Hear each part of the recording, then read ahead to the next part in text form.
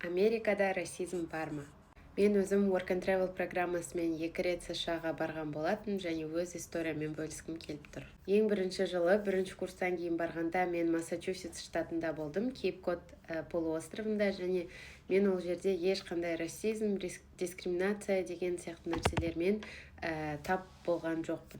Менің ойымша, оған себепші Бостон, себебі Бостон қаласында көп университеттер бар, американдық интеллигенция сол жерде тұратын сияқты.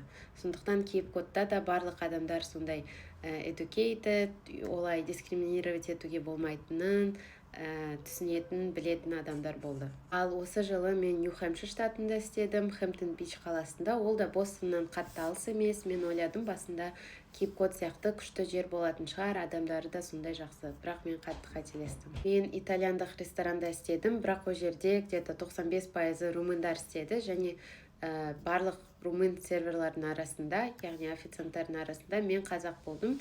Мені сервер ретінде алғанына қуанған болатын, бірақ жалпы жаз бойы мен олардың жақтарынан да біраз әділетсіздікке тап болдым, және ең соңғы ол августтың соңында бір оқиға болады. Сол кезде маған 4 адамды столыма отырғызады, сосын мен оларды обслуживать ете бастаймын. Кәдімгідей бірінші сусындарын әкеп берем, сосын сіздер не қалайсыздар деп сұраймын, бірақ ең басында олар маған өте біртүрлі қарады. Мен ойладым, мүмкін маған просто солай показалось, еще кішкене басым ауырып тұрды, наверное, просто солай болып қалды деп ойлаймын.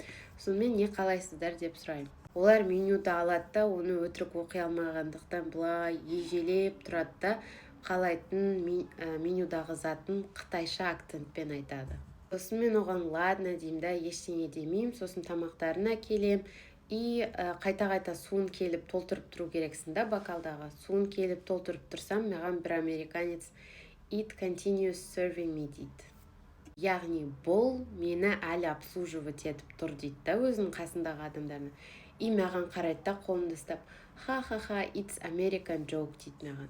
Честно, мен ол кезде не айтарымды білмедім. Сосын арғаратай енді уже бітейін деп тұрды, столдарын жаптым. И қарасам, маған ешқандай типсы қалдырмаған. Мысалы, бізде Қазақстанда обязательно 10% қалдыру, ол өзі шешіледі. Ал Америкада сен минимум 18% или 20% қалдыру керексің. Бұл еще fine dining ресторан болған, маған өстіп расистығын көрсетіп кетті, ешқандай типс қалдырмады. Ал менің менеджерімнің жауап бергені сол ситуацияға вообще ужас болды.